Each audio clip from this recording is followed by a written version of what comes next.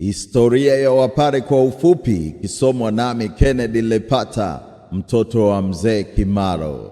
Mwanzoni, Wapare walihamia kutoka Taveta, Kenya, karne nyingi zilizopita, wakakimbilia milima ya Upare baada ya mgongano na Wachaga.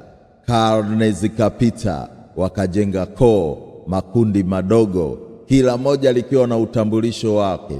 Lugha yao ikawa Kipare, pia huitwa Chasu, wengine wakachanganya Kichaga kuunda Kigweno. Kufua chuma na kilimo. Kabla ya karne ya 18 walijulikana kwa kufua chuma.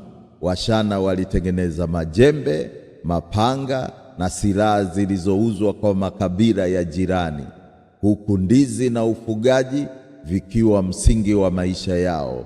Utambulisho. Wapare wanajulikana kwa koo zenye majina kama Msuya, Mvungi, Mgonja, Msangi, na huku wakijulikana kwa kupenda haki na elimu. Leo utani wao na Wachaga ukawa sehemu ya historia ya Wapare.